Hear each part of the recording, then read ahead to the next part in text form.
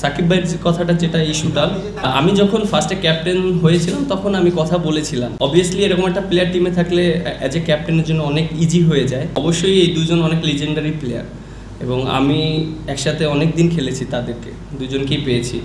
আর যেহেতু স্টিল তারা দুজনেই খেলছেন, মুশফিক ভাইয়ের ব্যাপারটা যেটা, অবভিয়াসলি এরকম একটা প্লেয়ার টিমে থাকলে অ্যাজ এ ক্যাপ্টেনের জন্য অনেক ইজি হয়ে যায়।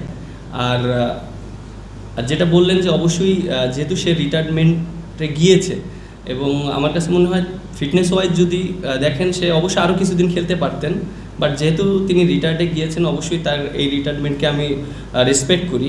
আর সাকিব ভাইয়ের যে কথাটা যেটা ইস্যুটা, আমি যখন ফার্স্টে ক্যাপ্টেন হয়েছিলাম তখন আমি কথা বলেছিলাম, যেহেতু তিনি টেস্ট ক্রিকেট খেলছেন আর যেহেতু তিনি রিটায়ার্ড নিয়েছেন, এটা তো শুধু অ্যাজ এ ক্যাপ্টেন হিসাবে আমার একার সিদ্ধান্ত না, একটা ক্রিকেট বোর্ডের ডিসিশন আছে, সবার একটা ডিসিশনের ব্যাপার আছে। সো আমার কাছে মনে হয় এটা সবার ডিসকাশনের মাধ্যমে একটা জিনিস ছিল, বাট যেহেতু তিনি রিটায়ারমেন্ট নিয়েছেন আমার কাছে মনে হয় অবশ্যই তার রিটায়ারমেন্ট এটা অবশ্যই রেসপেক্ট করা উচিত।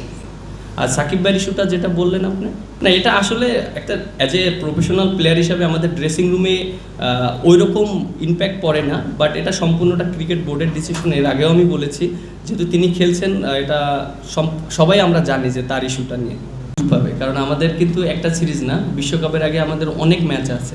সো প্রত্যেকটা প্লেয়ারই আমি বিশ্বাস করি অ্যাজ এ ক্যাপ্টেন হিসাবে যে প্রত্যেকটা প্লেয়ারই সুযোগ পাবে তার তার জায়গা থেকে। পর্যাপ্ত সুযোগটা একটা ব্যাটসম্যান ফর্মে থাকাটা খুব ইম্পর্টেন্ট এবং অবশ্যই আমরা লাস্ট যে সিরিজটা খেলেছি ওপেনিং পার্টনারশিপটা যদি আপনি দেখেন 100+ ছিল, এটাও কিন্তু আমাদের টিমের জন্য একটা অ্যাডভান্টেজ ছিল। আপনি যদি আর্লি উইকেট পড়ে যায় একটা ব্যাট টিমের জন্য অনেক অনেক প্রেশার চলে আসে। সো আমার কাছে মনে হয় যে হয়তো আমরা অনেক সময় কাউন্ট করি যে অনেক বড় স্কোর করেছে, অনেক ক্ষেত্রে কিন্তু 10, 20, 25 রানও কিন্তু অনেক ইম্প্যাক্টফুল হতে পারে। সো এইসবও আমাদের অনেক কিছু দেখতে হয়। আমি তো উপরের দিকে খেলছি না, লাস্ট 2টা সিরিজ তো হয়নি, আপনি তো দেখেন যে একটা পজিশনেই খেলছি এবং আর লাস্টের যে সিচুয়েশন থাকে অনেক সময় 4-5 ওভার ব্যাটিং থাকে, তখন যে বেশি পাওয়ারফুল এফেক্টিভ প্লেয়ার তাকে আমরা ইউটিলাইজ করার চেষ্টা করি।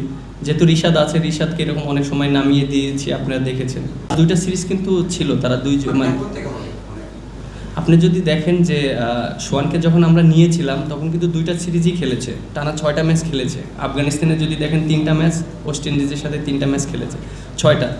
এবং আর জাকের আলী, এর আগে আপনি দেখেন জাকের আলীও যখন সুযোগ পেয়েছিল, বাট ওই সময়টা ওর ফর্ম এত মানে ওই রকম ভালো করতে পারেনি, বাট তারপরে স্টিল ও কিন্তু আমাদের মানে ইসে আছে। 2টা প্লেয়ারই কিন্তু আমাদের স্টিল 20 জনের স্কোয়াডে আছে ওডিআই ইসে, এমন না যে তারা ওডিআই থেকে চলে গিয়েছে। আবার অপরচুনিটি যখন আসবে তখন আবার তারা সুযোগ পাবে।